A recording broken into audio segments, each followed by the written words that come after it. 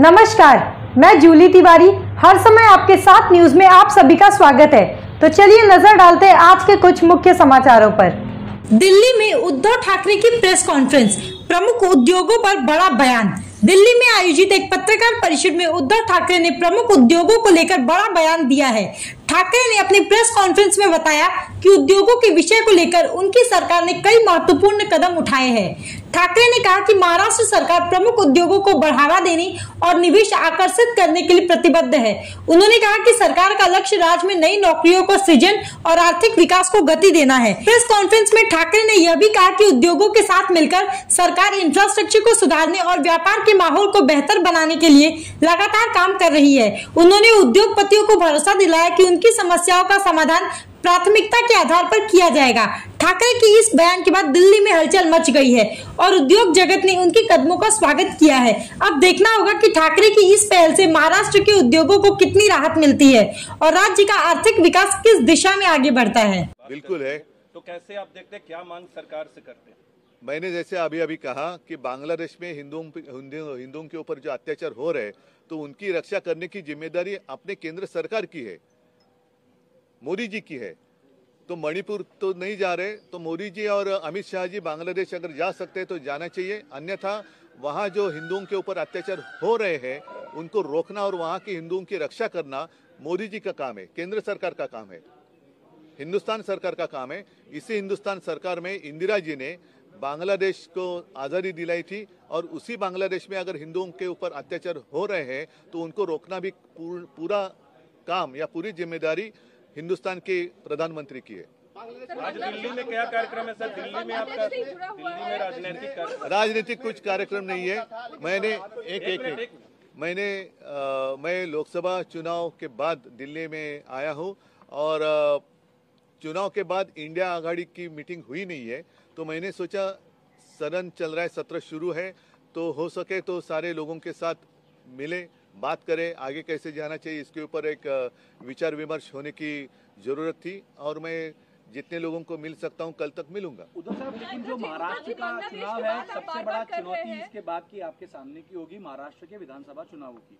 आपका ये दौरा, 3 दिन आप यहाँ पर हैं, जो आप लोगों से मिल रहे हैं, क्या इन दौरों में जो आपकी चर्चा होंगी उसका नतीजा महाराष्ट्र में महाविकास आघाड़ी के एक विषय को आगे ले जाने के लिए? वैसे तो हम एक दूसरे के संपर्क में है, जैसे पवार साहब हो, कांग्रेस के लोग हैं, अन्य सारे लोग हैं, हम एक दूसरे के संपर्क में है, लेकिन वो फोन पर है। पवार साहब और खैर तो हम महाराष्ट्र के लोग तो मिलते जुलते रहते हैं, लेकिन यहाँ अभी अखिलेश आए हैं, राहुल जी हैं, बाकी हमारे अन्य पार्टी के नेता हैं, ममता दीदी तो बीच में घर ही आई थी, तो हम एक दूसरे के संपर्क में है, जरूर है, लेकिन एक बैठकर जो बात होती है, और जरूरी नहीं कि हर समय पर राजनीति की बात करें, कुछ अपनी बात भी होती है कि अरे कैसे चल रहा है, क्या चल रहा है, तो एक अपनापन होता है उसमें, तो इसीलिए मैं यहाँ